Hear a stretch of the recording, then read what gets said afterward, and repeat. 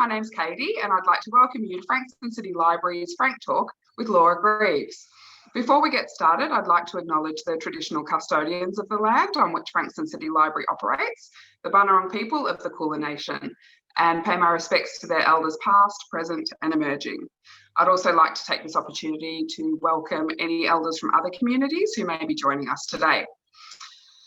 Laura Greaves is a multi-award-winning journalist, author, and proud self-proclaimed crazy dog lady. She's spent more than 20 years writing for newspapers and magazines in Australia and around the world, and is the former editor of Dog's Life magazine. In Laura's latest release, Extraordinary Old Dogs, we meet 15 elderly dogs who, despite their age, are doing extraordinary things all around the world. Laura, thank you so much for joining us today. Thank you, Katie, for having me. Lovely to meet you. So we have to start off by asking, what compelled you to write Extraordinary Old Dogs and choose dogs as your subject matter? Well, as you mentioned, I am a crazy dog lady, lifelong dog lover, lifelong dog owner, although I do maintain you never really own a dog. They just, if you're lucky, one might choose to live with you. So this is actually my 9th book and my 6th book about dogs. So I've got some of my others that I can show you briefly. This was my first one. This is Incredible Dog Journeys. Then came Dogs with Jobs. Then The Rescuers, which for some reason I don't have a copy of, so that's a bit silly. Then Miracle Mutts. Then I did a children's version of Dogs with Jobs called Amazing Dogs with Amazing Jobs, which I also don't have a copy of. Hopeless author. And then this is the latest one, Extraordinary Old Dogs. What compels me to write about dogs in general is just that I believe they're a gift we don't deserve. And lots of people love dogs, but also lots of people, I believe, don't fully appreciate just how magical they are and just what they're capable of. So what I try to do in my books is highlight the incredible things that they do, but also the incredible nature of the bond between dogs and humans. So although my books are about dogs, more than that, they're about our relationship with them and how profound and life-changing and impactful that bond can be. In terms of Extraordinary Old Dogs and what made me write that, it was inspired by one of my own dogs, Tex. I've got 3 dogs, Tex, Delilah and Coco. Tex is my old boy, he's 13 and he has a very long list of medical problems, which includes leukemia, epilepsy, arthritis, an anxiety disorder, thyroid disease and an incurable lung condition. But despite all that, he is a very happy, well-loved dog. He eats like a horse. He loves going for walks. You know, he's hanging in there and doing well. So one day I was trying to give him his medication and he's always been really great about taking tablets. Normally I just put them in a tiny bit of cheese and he swallows it straight down. But every now and then he will decide that he hates cheese, and how foolish am I to have ever believed that he liked cheese. And on those days, I have to raid the contents of my fridge, trying to find some other item of food that I can hide a tablet in. So I was going through this rigmarole one day, and it suddenly struck me that there are a lot of people out there who just wouldn't bother with a dog like Tex. You know, they would think he's too old, he's too much trouble, he's too expensive, his needs are too great. And they wouldn't want that in their lives. They would see him as a burden instead of seeing him as a gift. And as soon as that thought struck me, I knew that my next book had to be about old dogs. I knew that I had to shine a light on just how amazing they are and how worthy of love, but also what they are capable of, because there's 15 stories in this book and each one of them is about a dog that did something incredible as a senior. So that old adage about old dogs and new tricks just isn't true, and that's what the book's all about.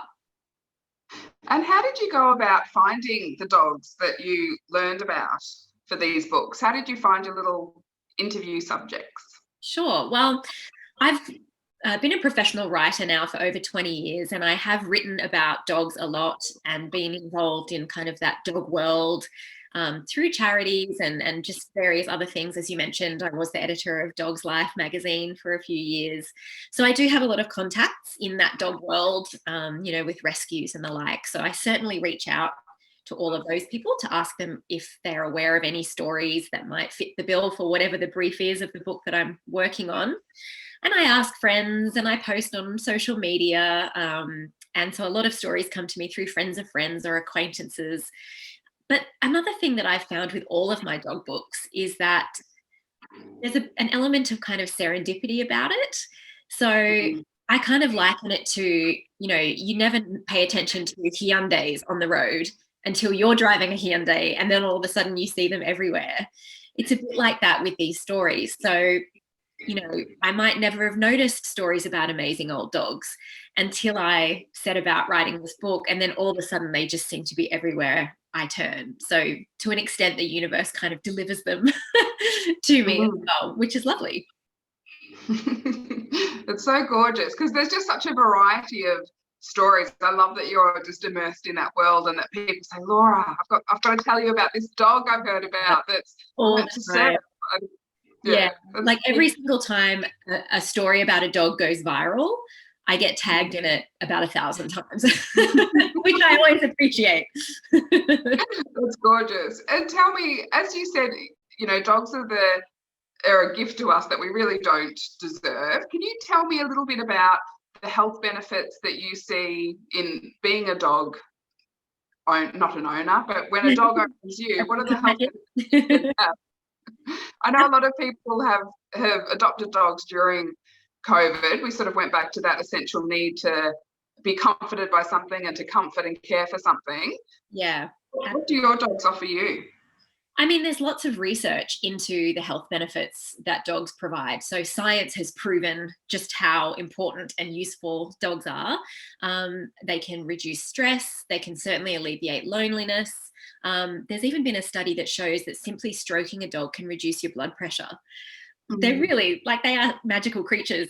I think too, during COVID, of course, they've provided invaluable companionship to people when all of a sudden we all found ourselves at home with limited social contact. In many cases, people were completely alone, and their dog was, their only company, really.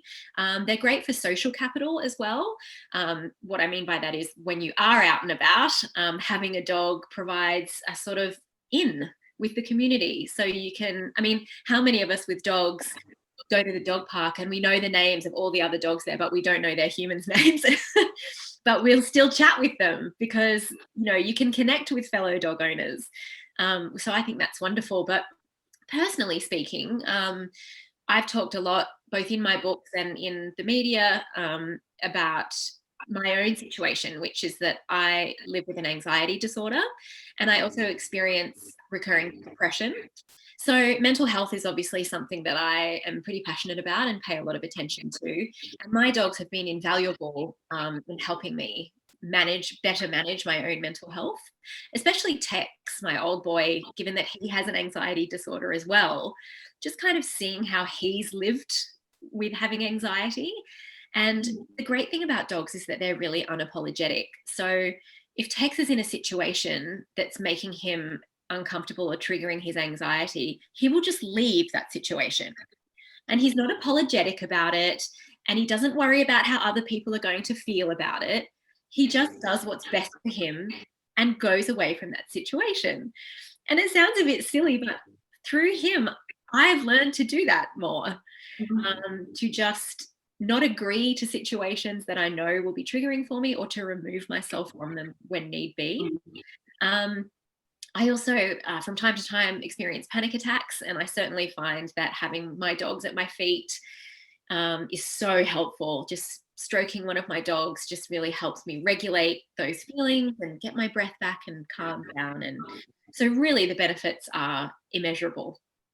I think we can all learn from Tex. I think we should all just take a leaf out of his book and just not care about what other people think, and not go to that Christmas party if we don't want to go to it. That's right. And he's very he's a Nova Scotia duck tulling retriever, and the breed are known for loving their people, passionately, but being quite aloof around others.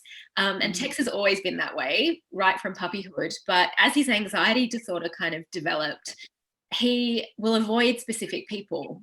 So if there's somebody in his sphere that he doesn't like or doesn't want to spend time with, he will just remove himself to another part of the house or to the garden, and he won't come back in until that person has left. And I just think, isn't that amazing? Like, can you imagine if we could all do that? Like, oh, I don't like you, I'm just going to go and just leave. I think that'd be amazing. I think, as I said, I think we've all got a lot to learn from Tex. I'm going to start practicing the Tex method, and I'm going to start doing that from now on. Yeah, his own man, and he makes no apologies. That's right. I wanted to ask about the process of writing the book, and because it's obviously you've had to interview the mums and dads of the dogs. What questions did you find yourself consistently asking to create those connections, to get those heartfelt responses that you got? For sure. Well, the first question I always ask is, tell me about yourself and your relationship with dogs. So take me back to the beginning, back to childhood. Did you grow up with dogs? Did you come to them later in life? Was there a specific dog in childhood that really meant something to you, that you really had a special bond with?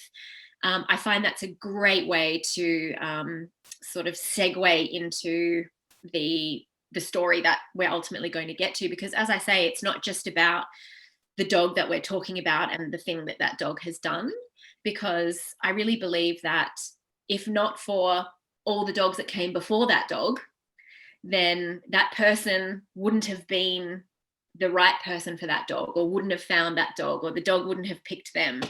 Oh my God, sorry. Was that a bird? A bird just flung itself at my window. Oh my goodness. I hope it's all right. The perils of living in the bush. What was I saying? Oh, yes.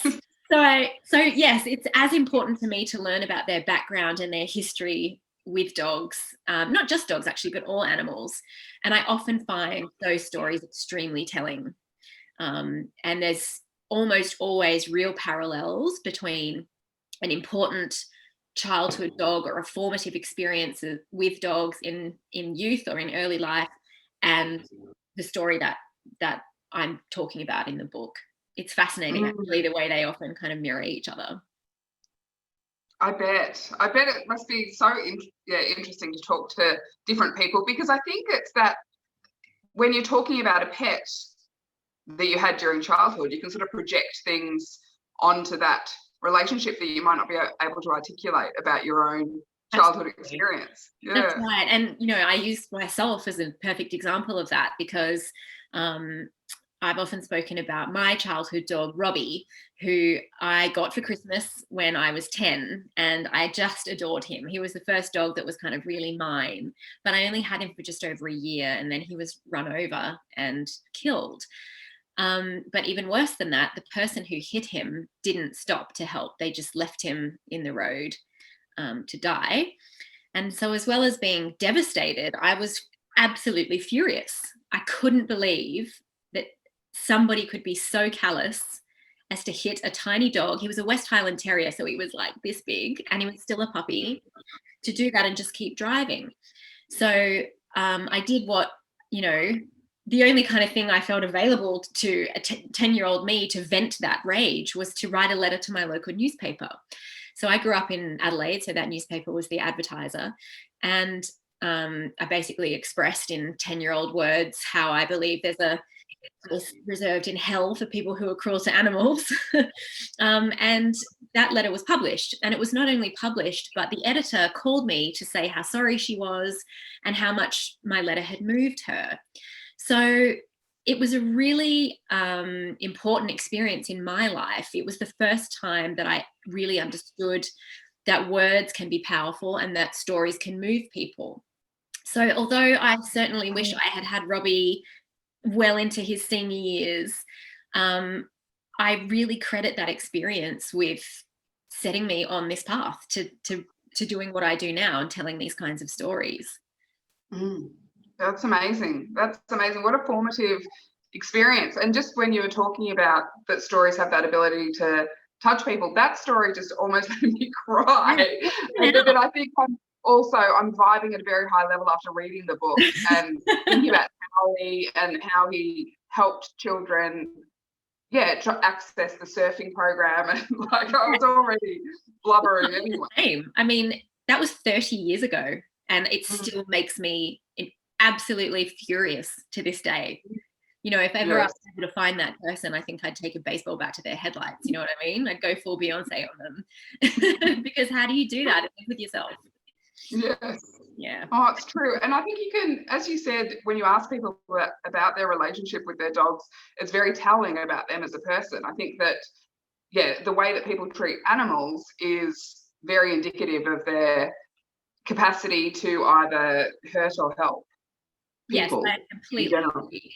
And by the same token, people who have that, it's just a dog or just a cat kind of attitude, you know, they're not the people I'm writing these books for, because they won't ever understand what a pet can mean to somebody and how it can truly change somebody's life. I mean, I'd love to think that my books will change people's minds, you know, people who might not have appreciated how powerful that relationship is. But really, I think I'm writing for people who already understand that and already cherish it. I think so too. And I think there's a lot of people out there that do. I love both my sisters. Actually, my middle sister, her dog passed away a couple of years ago, but she had a little rescue whippet called TJ that was very much part of the family. And he actually, perhaps like some of the dogs in Miracle Dogs, he actually passed away from kidney complications after her youngest son was born with kidney disease. So as his health improved, TJ's health declined. So it was very fascinating. But I always just think about my elder sister, who's got a little cavoodle called Bento, that whenever she's down at the shops, everyone says, like, hi, Bento's mum. So they don't know what her name is, but she's Bento's mummy. It's the funniest, cutest thing in all the world. It's just like that. It is, as you said earlier, it's just such a connector in the community that, I think everybody, you're writing for the people that love and appreciate dogs already, and there's so many of them. There sure are. We are a nation of dog lovers. Yes. Great. So in your interview process, if you could go back and ask somebody, or actually just anybody in your life, if you could go back and ask them one question, what would you ask, and who would you ask? Oh my goodness. I know, it's got a little bit deep very quickly. What a massive question. You know what I'm thinking about? I'm thinking about your dedications in your book, and I'm thinking about sort of everything that you've learned from your grandmothers, and then everything you've learned from writing your books. What would you ask, and who would you ask? Oh my goodness. Wow. Well, that's such a hard question. Wow. I mean, I suppose I'm always really interested in tipping points, because I'm the sort of person who thinks about stuff a lot, but it really takes a lot for me to actually commit to a course of action. So I suppose that's what I'm interested in, pretty much in all of my writing. That's a theme that I keep coming back to. So anyone who's kind of changed their life or done something drastic or acted in response to a particular situation, I would love to ask that question. What was your tipping point? What was the thing that galvanized you from thinking about X course of action to actually committing to it and doing it? As to who I would ask that question of, I mean, probably anyone you've met, you could ask that question of and get a fascinating response. If I think about my own sort of role models, I really love Tina Fey. She's an American writer and actress, and she's in a business that's notoriously male dominated. And yet she's always helmed her own projects and kind of called the shots. And I would love to ask her that question. You know, what was it that made you think, actually, I'm going to be the one who makes this happen. I'm going to drive this. What was it that spurred her into doing that? That's a curly one. It is, isn't it? And I just wonder, it makes me wonder about you writing your own books. Like, what was your tipping point where you thought, this isn't just something that I'm interested in researching myself? Like, I want to share these stories with the world. What was that process like from going from just writing to thinking I'd like to publish books about this? It's actually an interesting question because my journey into publication is sort of non-traditional, I suppose. So I have always wanted to be an author. I mean, literally since I can remember. At the age of 4 and 5, I was scribbling stories and poems, and I used to tell everybody I was going to be a writer. And then I became a journalist. I got a cadetship on my local newspaper when I was 17. And so then I had a number of years working as a journalist for various newspapers and magazines in Australia and around the world. So I spent 5 years in the UK and stuff like that. And it was while I was in the UK that I started writing my first novel. But I always say I wrote it on and off, mostly off, because I'm a terrible procrastinator. And that is true to this day. But it took me about 5 or 6 years to finish the first draft of that. And what finally spurred me to finishing it was that it was almost my birthday one year. And I just decided I'm going to have this finished by my birthday. I've always needed a deadline. I absolutely will not function without a deadline, even if it's an arbitrary one that I've given myself. So I finished that, and then I literally just put it in a drawer. I didn't send it out to any agents or any publishers. I was just so thrilled to have finally finished the thing.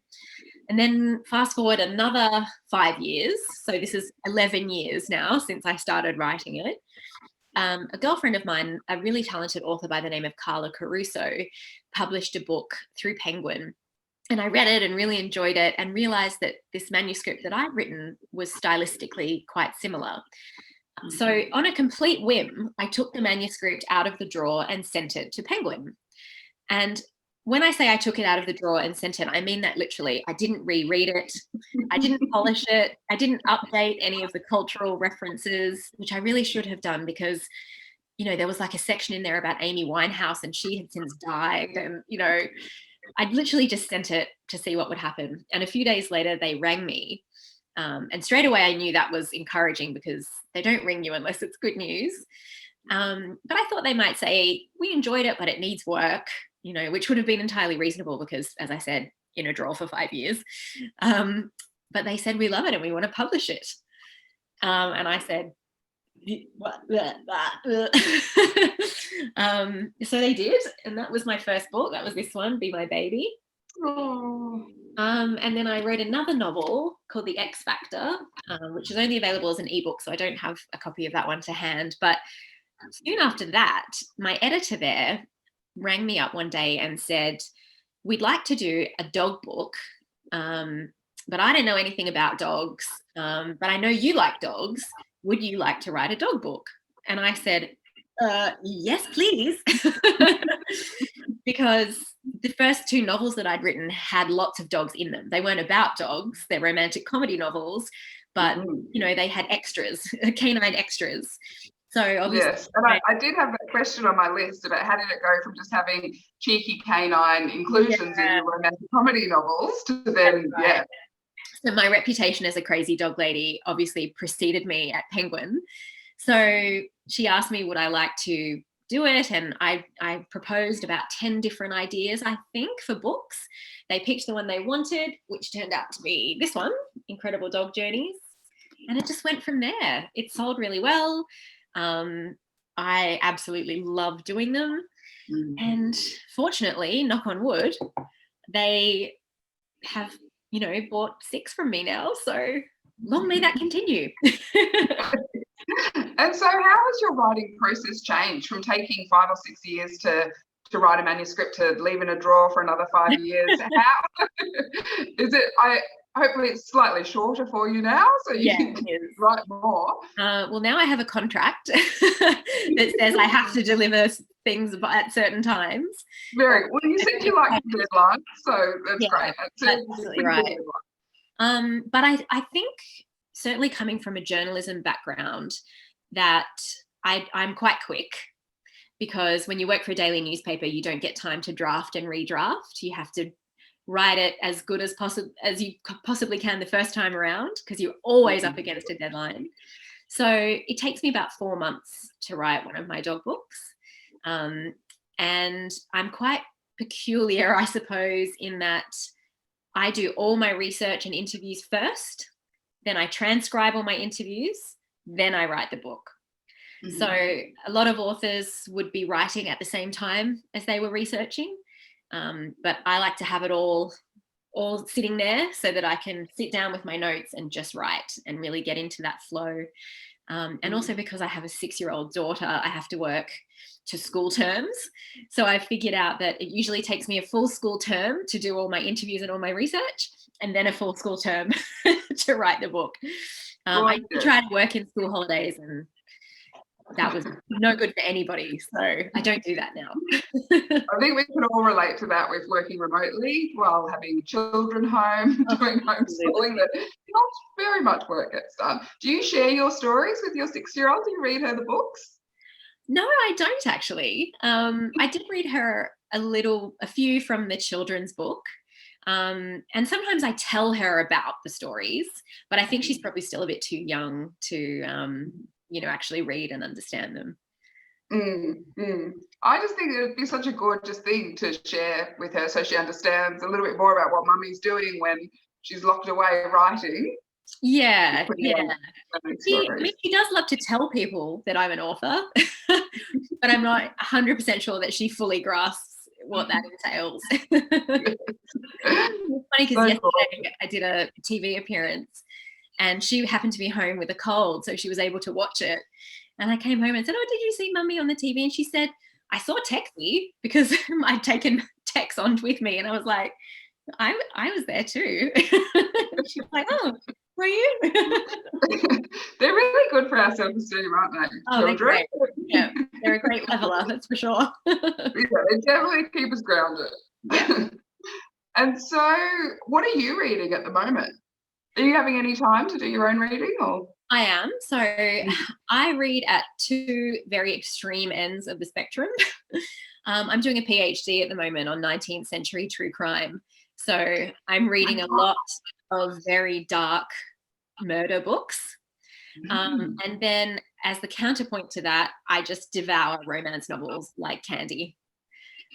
I'll read 4 a week. I'm obsessed with them. They're just so lovely and uplifting, and I will take to task anybody who wants to denigrate romance as a genre, because I think they're beautiful and I just love them so much, and they are a perfect foil to all the blood and gore that I read the rest of the time. It's true. I think I have similar reading tastes to you, and if you looked at my apps of the audio books that I listen to, it swings wildly between like true crime and then lighthearted chick lit, and it's but I need that, but I have to go one after the other or else it gets too dark or too light. Yeah, that's right. I completely agree. The last I just read The Five, which is an amazing book about the 5 victims of Jack the Ripper. And that's by Hallie Rubenhold, and I would really recommend it. It's amazing, because the work that I'm doing in my PhD is very much concerned with the representation of victims in true crime and why the voice of the killers always seems to be privileged over the voices of the victims. So it's quite serious stuff. But then I also read and absolutely loved The Hating Game by Sally Thorne, which is a very, I suppose you'd call it chick lit or women's fiction, but it's so good. I mean, it's hysterically funny. It's very romantic. It's quite spicy, but it's beautifully written and it's so layered and there's so much going on. And I think it's amazing. So those are 2 very disparate books, but equally enjoyable. Yes, absolutely. And I think what a fascinating topic to be delving really deep into. I think with things like, the Dirty John series and then the Ted Bundy film, it's true that the voice of the perpetrator is often overrepresented. That's why I love there's lots of great true crime podcasts, and there's a couple that are a little bit edgy in the way that they're true crime comedy podcasts. Are you talking about My Favorite Murder? one of my favourites. That's my favourite as well. I love it. I didn't know you were going to Reno. Yes, but it's yeah, I think it toes the line, but I think it's so respectful of the victims that that they can get away with it. Yeah, because the comedy is all directed at the killers. They make fun of what ridiculous small people they are. True. It's very true. Yeah. Absolutely appropriate in my opinion, but that's probably another chat. Exactly. So apart from doing your PhD, what other things do you do in your spare time to relax and get away from the writing? And Sure. Well, I'm a very keen runner, so I run marathons. I'm working towards getting the 6-star medal, which means running the 6 world marathon majors, which are New York, Chicago, Boston, London, Tokyo, and Berlin. So far, I've done New York twice. And I was supposed to do Chicago this year, but that didn't happen, thanks Corona. So I'm doing that and Berlin next year. So that'll be a big year. And I also do burlesque dancing, which I really, really love. So yeah, I like to keep myself busy. Yes. And I guess in some ways running a marathon could be quite similar to writing a book as well. It's the long game, the discipline, the routine. Marathons easier. And can you tell us a little bit about who you show your work to first? Have you got a first reader that you favour? No, my editor at Penguin is the first person who sees my work. Again, I feel like I'm a bit different from a lot of writers in the sense that I know a lot of other authors who could sit and tinker and edit and re-edit and polish and refine their manuscripts forever. I'm not one of those authors. I often type the end, put it in an email and hit send immediately without even giving it a reread. And that's because, again, I think it's that journalism background. I'm used to not having, the luxury of time to reread and change. Also, I edit as I go. So my manuscripts are usually pretty clean and pretty complete by the time they are physically complete. And also, I'm a bit, frenetic, I suppose, in my approach. I like to be doing a lot of different things at once. So although every book that I've written, I absolutely love, and of course I give it my all and I write the best book I can possibly write, but once it's finished, I want it out of my sight and I don't want to think about it again until it's time to do the edits and, the next phase of the process. So I always want to go straight on to the next thing. So yes, Johannes, my editor at Penguin, is the first person who gets all of my manuscripts. And he seems to enjoy them. So that's a good sign. And do you have a favourite book? So I assume that once you've done the editing process and you've made friends with the book again and it's published, have you got a favourite that you like to recommend to people? Is there one it's like choosing a favourite dog, I suppose. Yes, it is. Choose. I think my favourite novel is probably 2 Weeks Till Christmas, which is this one. And the dog books, Dog Journeys was my first one. When Dog Journeys came out, my 2 novels that I'd published at that point had only been published as ebooks. So I'd never had a tangible book with my name on the cover. So Dog Journeys was that for me. So yeah, it will always have a very, very special place in my heart, that one. I think it was, actually, no, I think it was Dogs with Jobs was the first one that sold internationally. So that's had several international editions now. So that's pretty special as well. But then Extraordinary Old Dogs, I think, is beautiful as well. So maybe it's whatever the latest one is. It's gorgeous. And just talking about Extraordinary Old Dogs, what do you hope that your readers will take away from it? I hope that people will, again, I've already said how I think the people who are buying my books are people who already love dogs. So I don't imagine somebody who buys a copy of Extraordinary Old Dogs would ever be the sort of person who would abandon or surrender an elderly canine. But if they are, then I would hope that reading Extraordinary Old Dogs changes their mind about that. I think, the way we treat senior animals is very reflective of the way we view aging as a whole, generally speaking, in society. So perhaps, it would be lovely to think that people might read this and kind of feel more inclined to value aging and seniority than we do now, because it's such a privilege to get old ourselves, and it's a privilege to love someone or something that is old. So I just hope people read it and just either learn for the first time or have reiterated for them what a special thing it is to have an old dog or an old anything in your life. Mm-hmm. It is a privilege, and I think we're all becoming a lot more mindful about sort of that gratitude and appreciation, especially during COVID, where we've sort of gone back to basics in a lot of ways. Yeah, I hope so. I hope the world emerges from this a bit of a kinder place.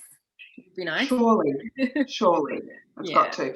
And so for any aspiring writers that are joining us today, what advice would you give them? The first thing I would say, and I always say this when I'm asked this question, so I hope this isn't old news to anybody, but you have to write. And that sounds like such an obvious thing, but I'm forever hearing, well, people are always asking me, which course should I do? Or which agents should I query? Or who should my ideal publisher be? And then I say, oh, well, have you finished your book? And they'll say, oh, no, I haven't started it. It's like, well, don't get bogged down with that stuff. Just write the best story you can write to start with.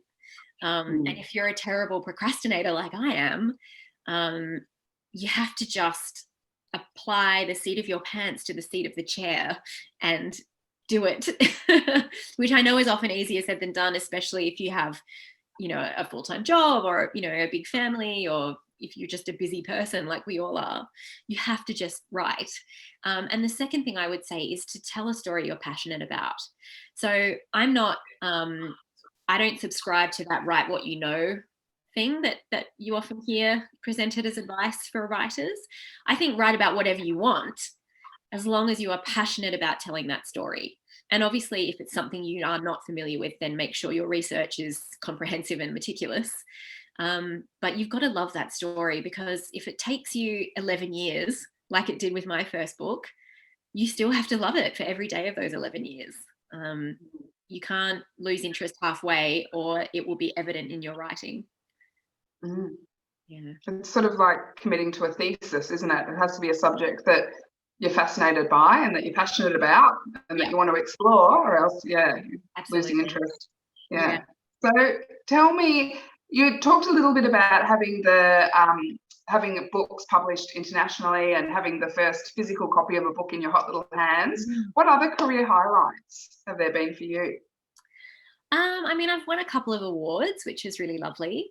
So there is an organization called the Dog Writers Association of America, which I'm very proud to be a member of, although I'm not American. They welcome authors from all over the world.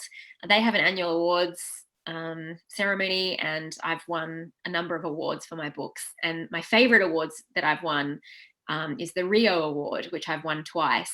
And that is specifically given to a book about somebody whose life has been profoundly and positively changed by the love of a dog.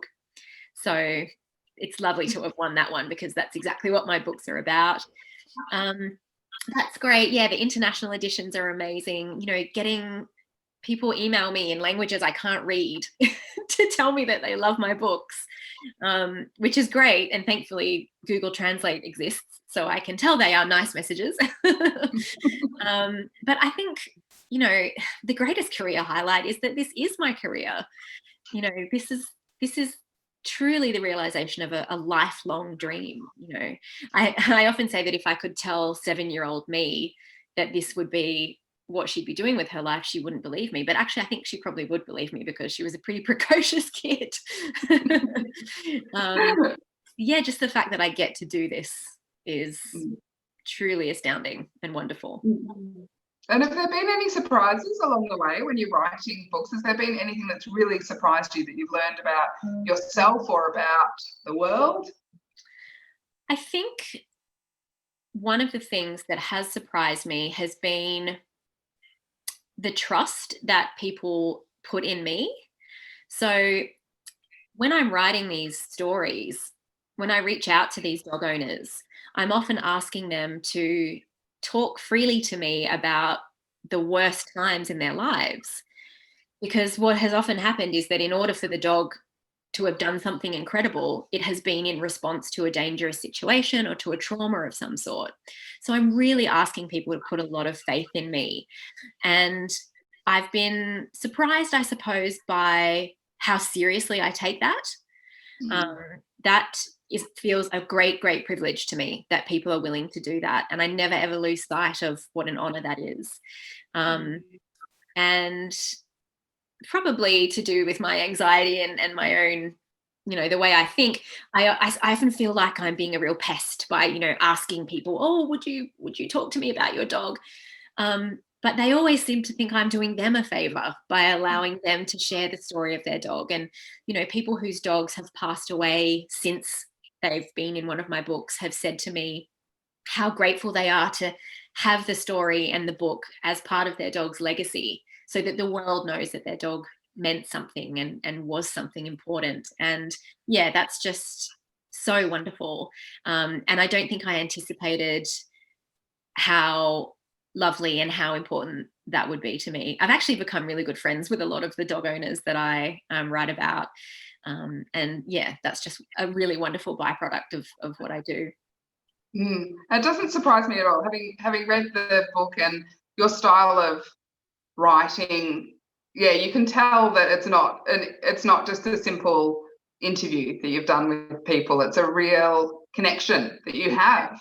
Oh, I invest. I mean, the number of times I have found myself in tears on the phone or on Zoom, with somebody that I didn't even know an hour ago. And now we're consoling each other over mutual losses of beloved pets. And, I've even had, even just with extraordinary old dogs, because the dogs are old, a couple of them have actually passed away since I originally spoke to their owners. And I was one of the first people that they told that the dog had passed away. And, the fact that they would think of me at all, let alone soon after such a loss, is so, yeah, it really moves me. It truly does.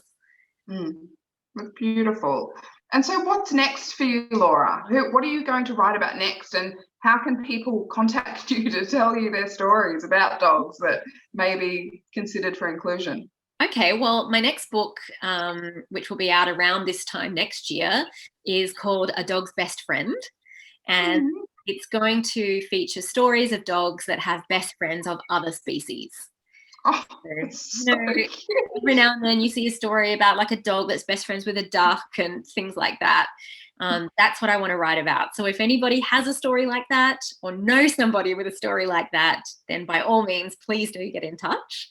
I do have a website, but it's down for maintenance at the moment. So the best way to contact me is either via my Facebook author page, which is Laura Greaves Writes Books, or my Instagram account, which is at Laura Greaves Author. Fabulous. Thank you, Laura. That's awesome. I'm sure that there'll be a lot of brains ticking over right now thinking, oh my God, my dog and my pet rabbit love each other. It's so gorgeous. Yeah, that's a fabulous topic. I think that, yeah, what a great topic. I love it. Yeah, I really just wanted to do, all my books are uplifting, but given the year the world has had, I just really wanted to do something that was just total joy, So that's what this book is intended to be. Gorgeous. It does not get much better than that. That's great. Well, thank you so much, Laura. We're at our time just now. So thank you so much for joining us today.